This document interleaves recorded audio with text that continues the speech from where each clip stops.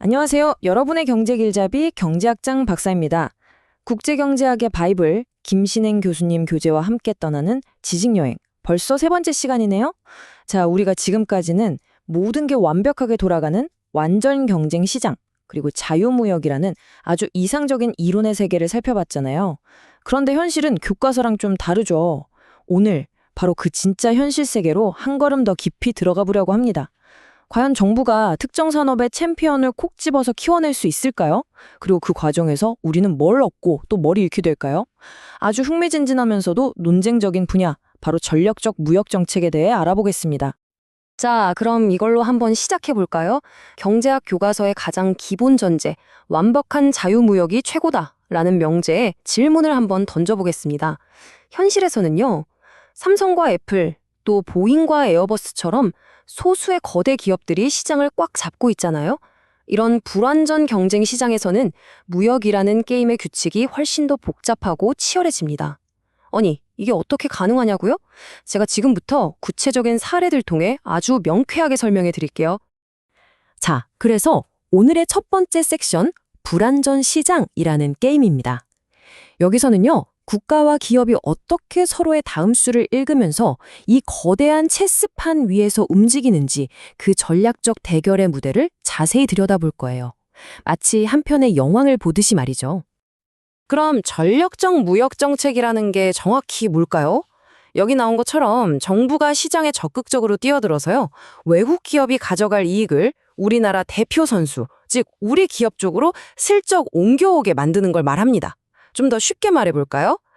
축구 시합인데 심판이 우리 팀한테만 살짝 유리하게 휘슬을 불어주는 그런 느낌이라고 생각하시면 딱 맞습니다.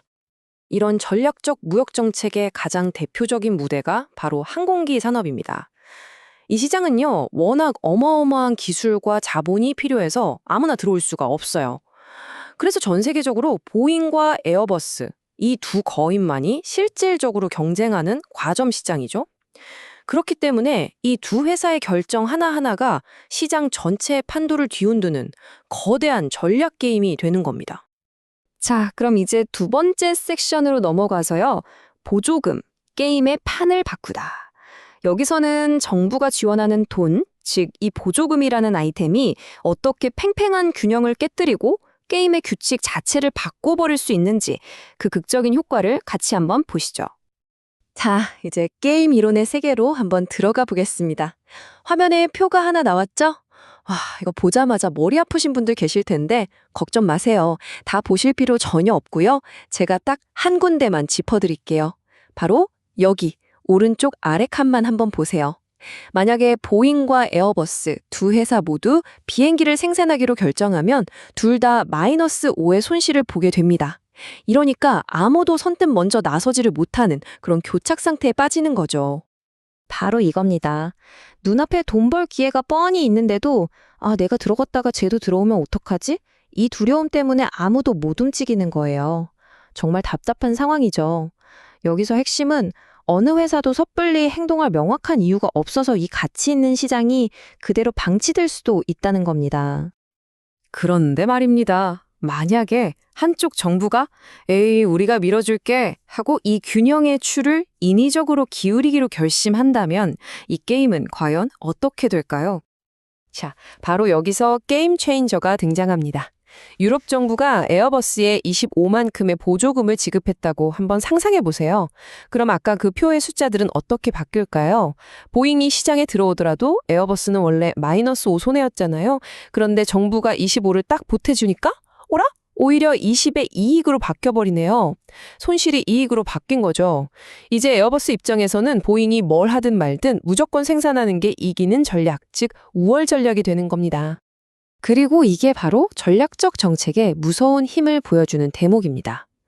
에어버스가 무조건 생산할 거라는 걸 아는 보잉은 아이고, 내가 들어가면 손해만 보겠구나 하고 그냥 시장 진입을 포기해버리죠.